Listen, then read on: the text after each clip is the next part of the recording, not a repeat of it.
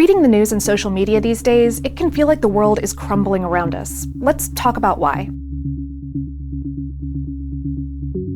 Racially motivated local and national violence have been all over our news feeds lately, and there are three major factors at work here: the actual incidents of violence, and particularly gun violence, the reporting of that violence to authorities, by authorities, and in the media, and the perception of that violence by everyone involved. First, let's look at the actual violence happening. In 2015, the Pew Research Center published an analysis of the data collected by the Centers for Disease Control and Prevention through death certificates over the past few decades. This data indicates that, per capita, America's gun homicide rate has remained more or less flat between the years 2000 and 2014. Further, that rate has decreased by over 50% since its peak in 1993. However, Gallup polls consistently indicate that Americans believe violent crime is on the rise. Psychologists have drawn correlations between homicide reportage and fear levels among populations, and a trend analysis out of the Columbia Journalism School found that since the 1950s, news media have been sweepingly misrepresenting violent crime incidents in their coverage.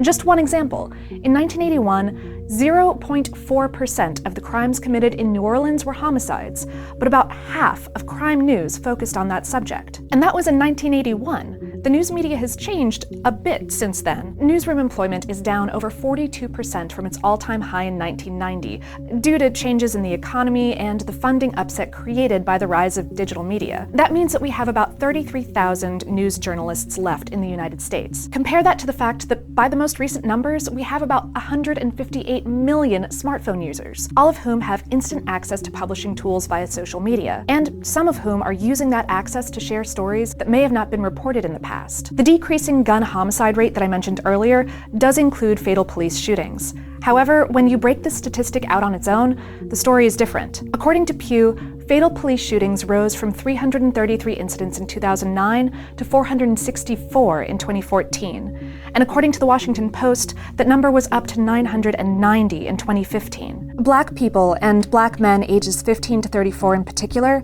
are disproportionately the victims of this deadly force.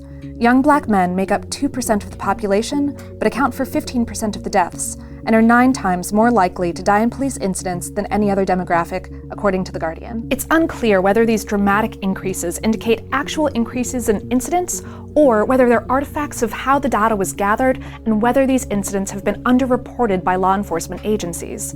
An analysis by the Wall Street Journal in 2014 found hundreds of police killings missing from the FBI's official files over the past several years. So, are gun violence and police violence on the rise in America?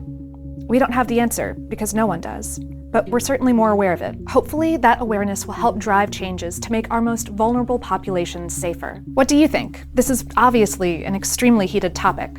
But for more on this and lots more going on in the world right now, head to now.howstuffworks.com.